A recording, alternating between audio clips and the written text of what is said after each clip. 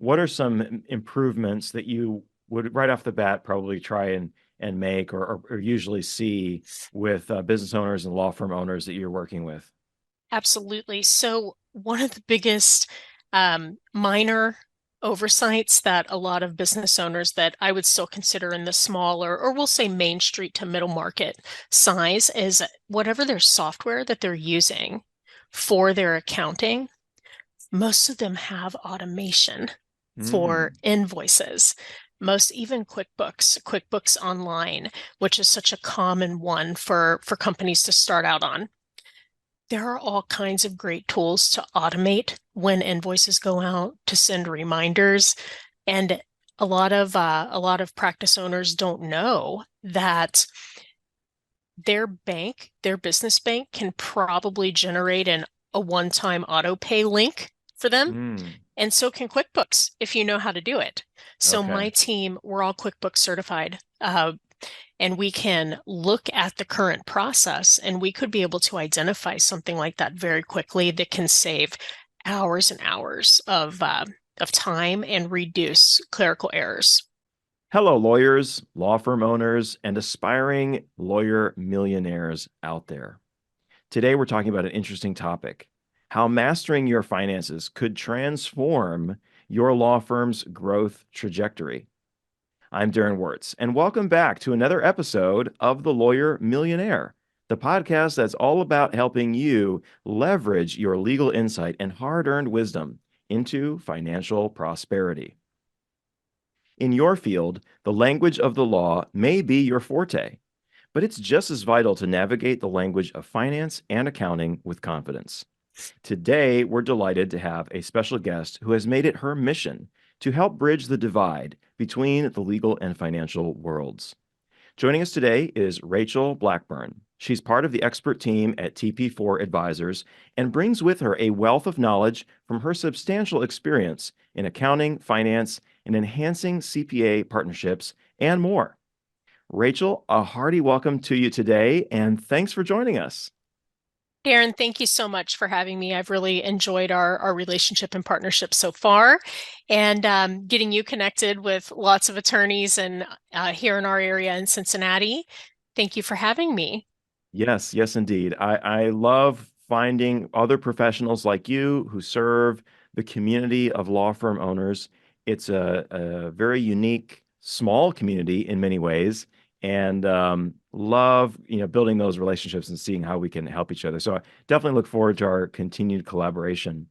Let's start today with a little bit about who you are, your background, how you came to do what you do now in the world of accounting and financial services. Yeah, thank you. Well, I have a wide variety of business experience. My career has taken me all kinds of places. I've lived in New England, I've lived in Dallas, Fort Worth, and mostly I have done relatively short-term projects, so short-term being a few years at privately held businesses of various sizes. I've worked in higher education. And I am currently really excited to be with TP4. I think I've found a place where I'm landing and putting down roots for many years because I get to help small business owners grow from almost like a startup feel to meet all of their next goals and be with them along the way. I hold a master's of science in organizational leadership, but I found an inextricable link between understanding finances and being financially literate for personally, but additionally for the business that really helps guide and enhance relationships and create opportunities for small business owners. And attorneys I have met through a lot of networking here in Greater Cincinnati and in the tri-state area, specifically Indiana, Ohio, and Kentucky. I have several connections in the legal world, varying practice sizes, and I've heard a few unifying themes. So that's what I'm here to talk about today. Absolutely. So tell us a little bit about some of the work that you do now with law firm owners as part of the TP4 team. What are some of the services you're providing, some of the needs that you see that your clients have that you're helping with? Yeah, for sure. So at TP4, we are a fractional. So as needed, back office accounting solution. So I'm not a CPA. Like we do not file taxes on your behalf, okay? But what we do is strong bookkeeping and strong controllership and CFO practices based on individual needs by practice, right? So if you're a solo attorney and you're growing and you're thinking of hiring your first paralegal or legal assistant so that you can stop doing some of your own research, your plate is getting fuller and fuller as you're looking for this new employee, right? So one of several things that you can stop doing on your own is day-to-day bookkeeping. And what I find in that practice size of, approaching $1 million up to even 5 million or more is that the owner, the primary partner in the firm, their own intellectual capital is truly their product, right? So they're simply not as focused on tracking all of their expenses, whether it's client lunches, dinners out, networking, or continued ed, or whether it is paying the rent, buying their building, hiring their 6th or 7th employee. They're simply not tracking that minutia in the day-to-day. And what happens is 6 months will go by and all of a sudden they have no financial reports. Yikes. And it's hard to make decisions strategically if you're not producing those, you don't know, okay, where's the money going and how is it being used and where is it being most effective? So yeah, that's very critical. But it is something that I see, some practitioners are so busy, as many of us business owners are, that we forget to put in the time to really focus on those things. So yeah, that's a very critical area for sure. It is. And, there are a few themes that have come up as I've had one-to-one sit downs with various attorneys and practice partners in large practices and small practices. The big guys have issues with billing, tracking the billable hours, collecting properly, knowing which receivables are still outstanding, right? They benefit from having someone fractionally come beside their existing teammate who they probably already have someone full time who is doing that, but sometimes the process is not as effective and efficient as it could be. And then it costs more man hours for this one individual to keep everything moving effectively. So in that case, we can actually go in on a very limited time basis and kind of act as a consultant, increase that efficiency of their process and help free that full-time person up for more and to help make improvements and get results, free them up to have time to make calls to those clients, to keep you getting paid, right? Because no one wants to do the work today and not get paid for several months over a clerical oversight, right? So there's that. Yes, you mentioned some interesting things there. Billing processes, accounts receivable. Let's start with maybe those two. What are some improvements that you would right off the bat probably try and make or usually see with business owners and law firm owners that you're working with? Absolutely. So one of the biggest minor oversights that a lot of business owners that I would still consider in the smaller, or we'll say Main Street to middle market size, is whatever their software that they're using for their accounting, most of them have automation for invoices. Most even QuickBooks Online, which is such a common one for companies to start out on. There are all kinds of great tools to automate when invoices go out, to send reminders. And a lot of practice owners don't know that their business bank can probably generate a one-time auto pay link for them. And so can QuickBooks if you know how to do it. So my team, we're all QuickBooks certified. And we can look at the current process and we could be able to identify something like that very quickly that can save hours and hours of time and reduce clerical errors. Yeah. So that Yeah. part's exciting. And that information can go right to their AR aging report. And yeah, it's good stuff. Very cool. Yeah, good stuff. I mean, a lot of us kind of we've heard these things and sometimes we know we should be doing them, but it definitely helps to have someone to help you set those up and put those into practice for Well, sure. sure. I mean, as a partner, you don't want to be stuck in QuickBooks. Like Yeah. your time is your billable hourly rate, I would hope and pray is much higher Yeah. than one of my senior bookkeepers. So why not free up that time?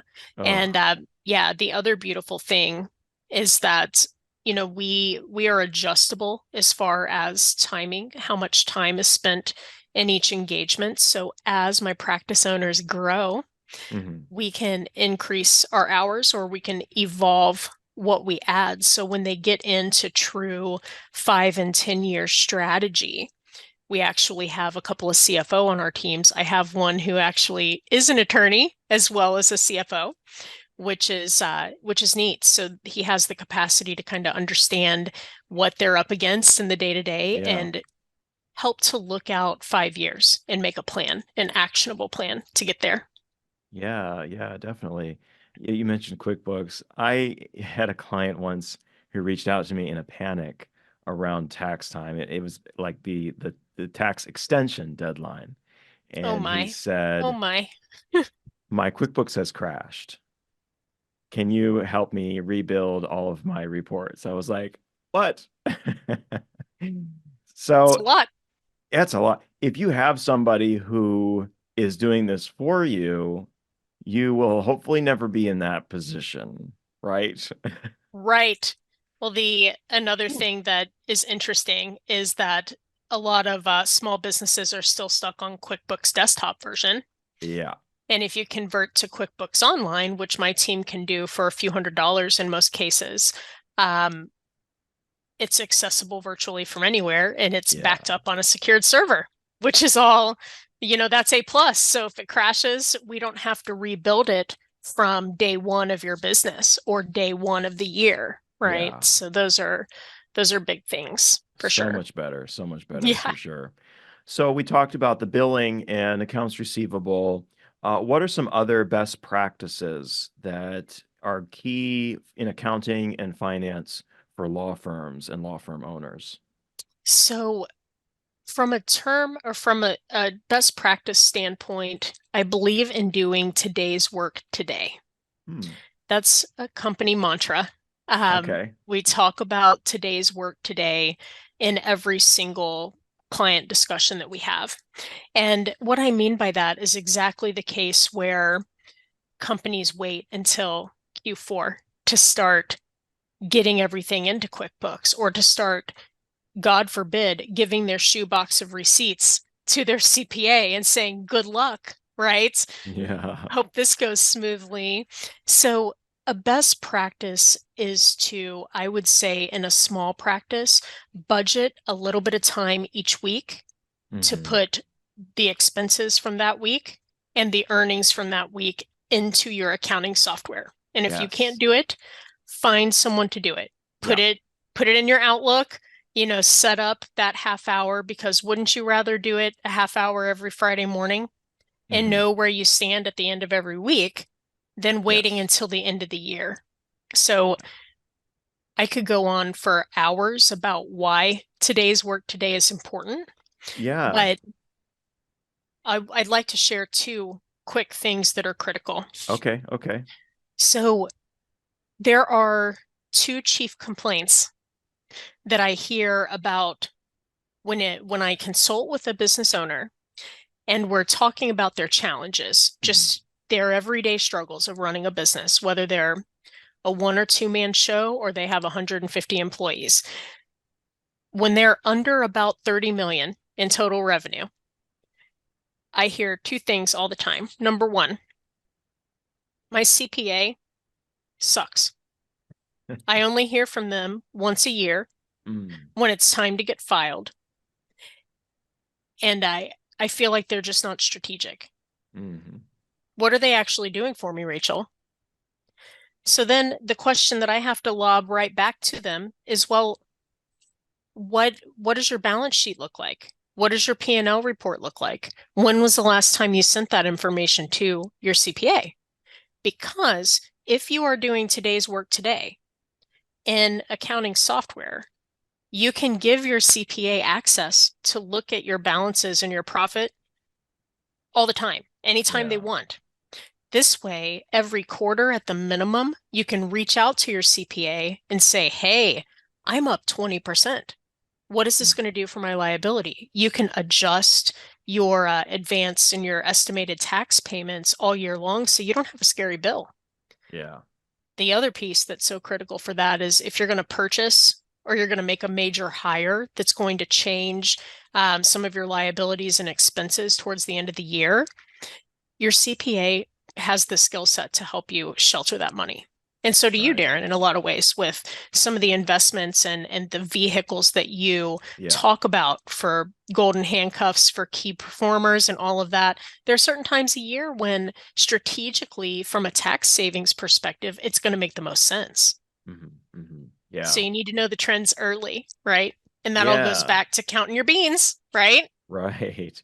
You got to have that data and you got to be aware of it in communication. And, a lot of CPAs, maybe you didn't engage with them for that purpose in the beginning.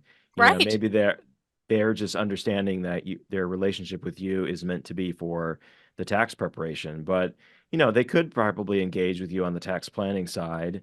And you're right, it is a full year thing. When I'm working with clients, the end of the year is really busy for me, November, December, because we're having a lot of those conversations around year-end tax planning, and Absolutely. thinking about, on the personal side, Roth conversions and how is your year shaking out? What do you think your income is going to be? What are some moves we can make that are going to, optimize for this year, and then think about the coming year. And I want to go back to what you said about you said something about weekly checking in on your finances. That's so cool, and I love that you said that because I've always done that, and maybe it's just because I'm a numbers nerd, but um, every Friday I go through my books and I look at Sure. what's going on and where the expenses are, and I know where I am in the quarter.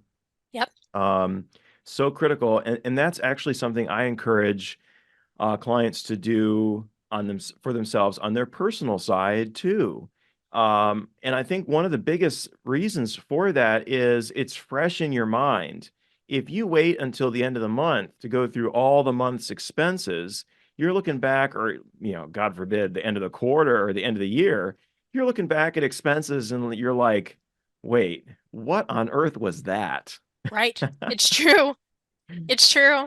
Yeah. So And that's, yeah. in the business accounting, category if you can categorize your expense or your income correctly the first time, Hmm. that's going to really enhance the big picture. And I mean, let's be real, all of the attorneys that I work with, they're paying themselves out of their practice, obviously, right? So if they have that information and they can get it to you, I mean, the sooner they know how much Yeah. they can invest and where the best place to invest is, the better in towards the end of the year and 60 years from now, right? Yeah, yeah, definitely. Good stuff to know for sure.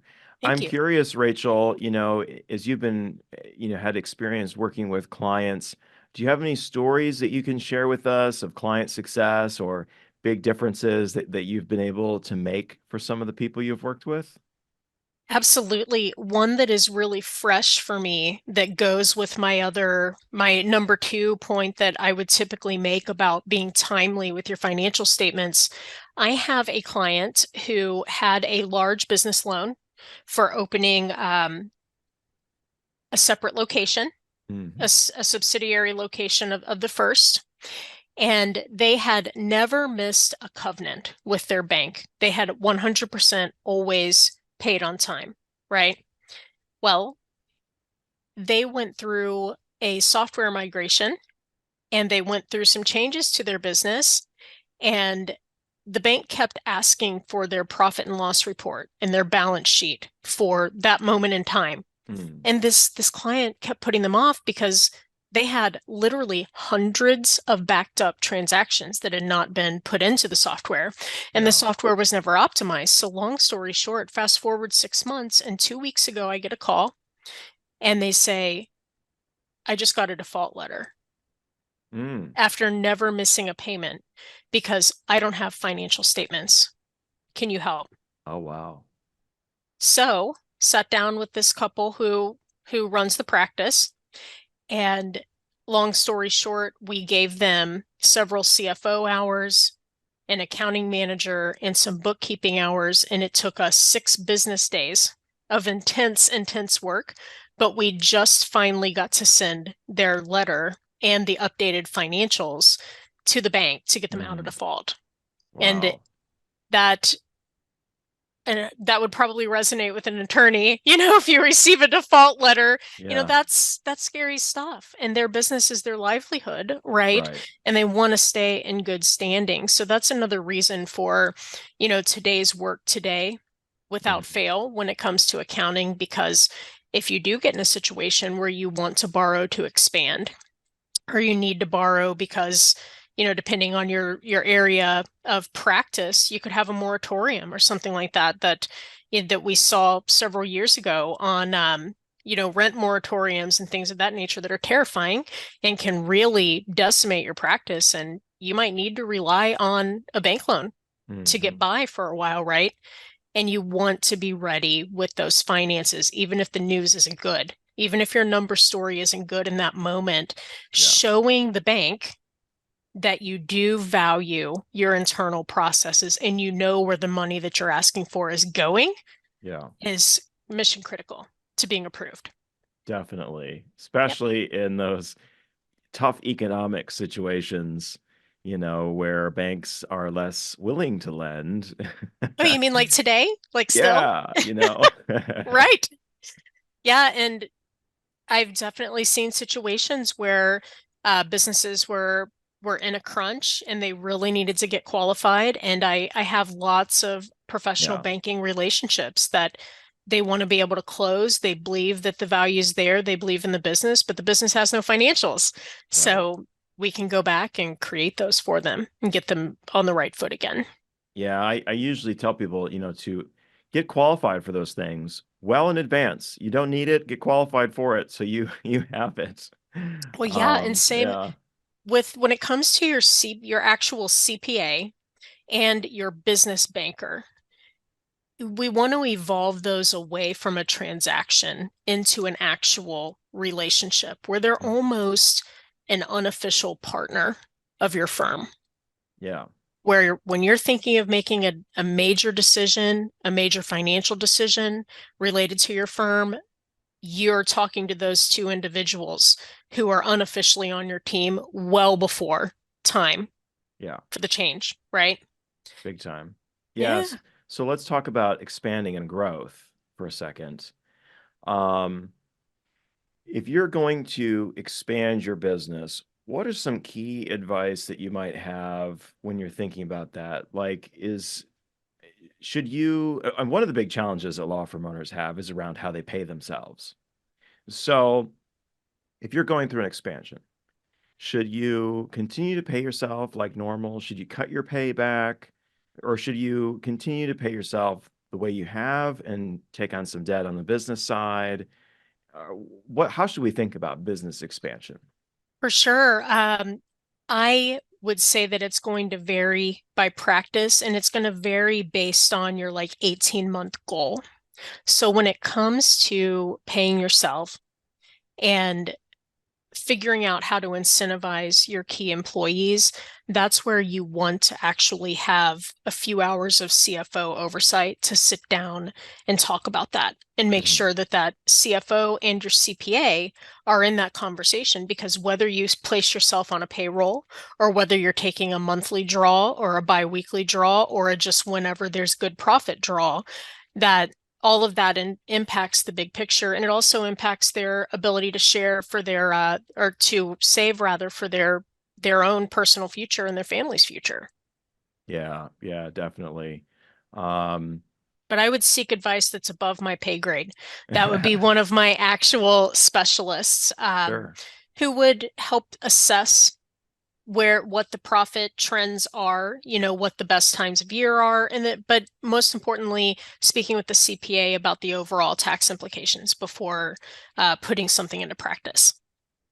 Okay, yeah, definitely. So if I'm thinking about bringing on a fractional CFO, what benefit would that provide to me as a law firm owner? What is the argument for why I should bring that person on, and how is that person going to help me with my planning and with my, business growth and getting me to the next level? Yeah, that's a great question. Thank you.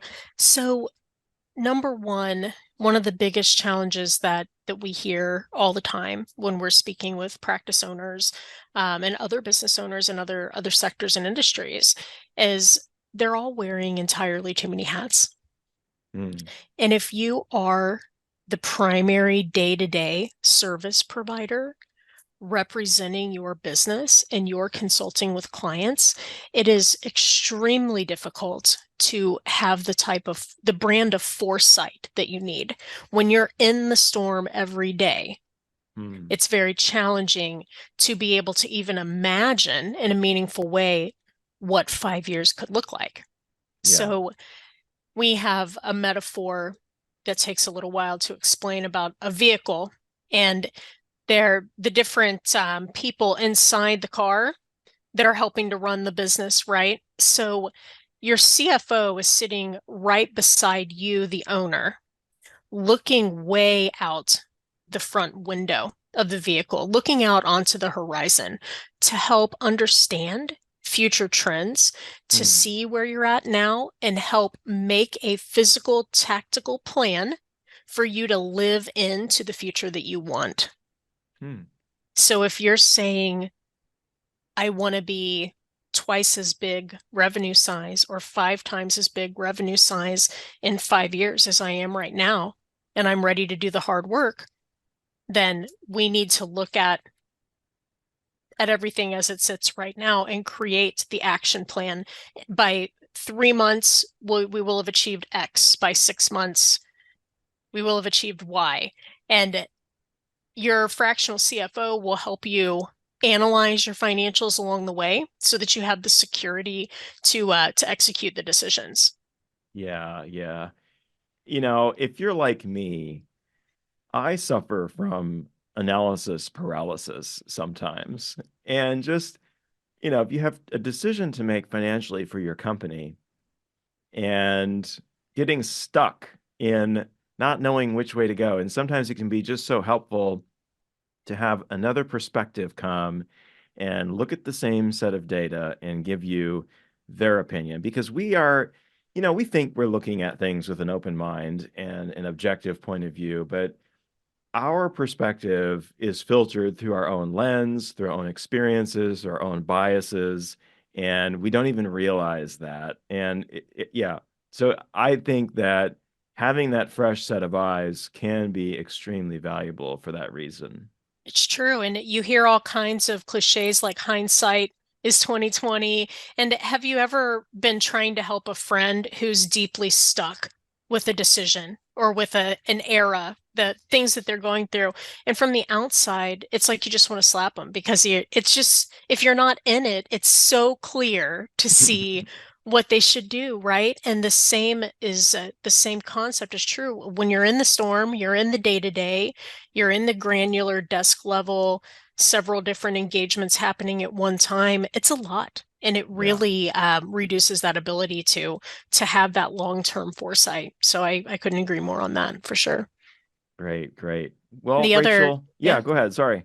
no, the final piece really about the power of it really meaningful, concise, clear financials is also a whole other topic of potentially divesting, selling, or bringing on a partner later when determining a valuation for your business. Mm, Most mhm. organizations and professionals, when they're doing valuations, they need to see a minimum of 3 years of financials to identify trends, and having those reports are going to automatically increase the attractiveness of the practice. Oh, big time. Yeah, Yeah. we've definitely mentioned that in succession planning. For You've sure. got to clean up those finances and those financial records. That's a very, very key step in that process. Yeah, I agree with you on that.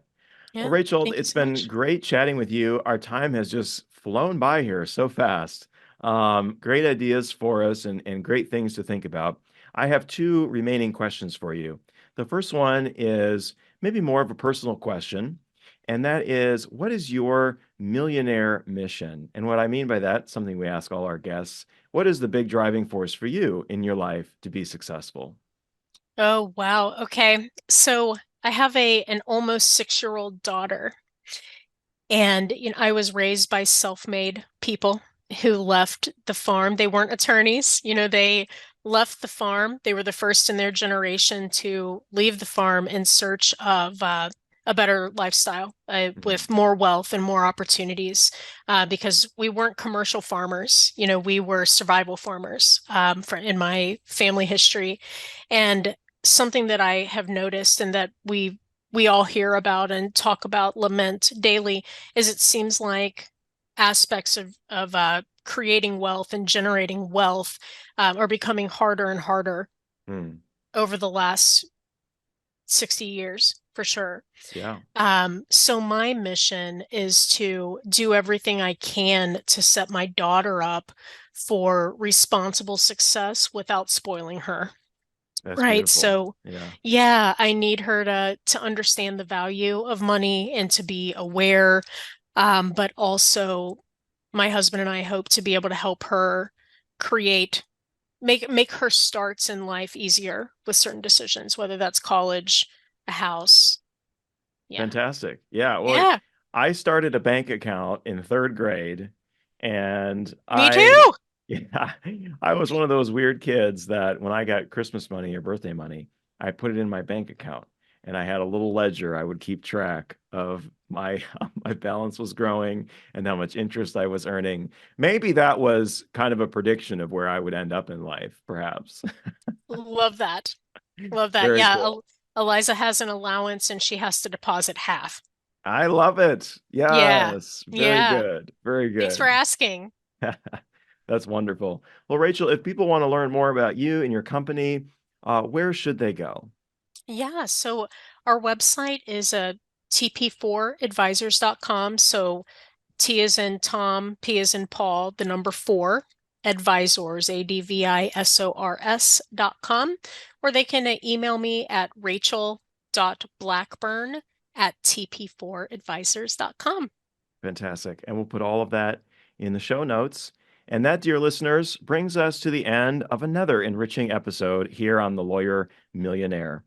Rachel, thank you so much for taking your time to share your valuable insights and practical advice with us. Thank you so much. Thanks for having me. Looking Absolutely. forward.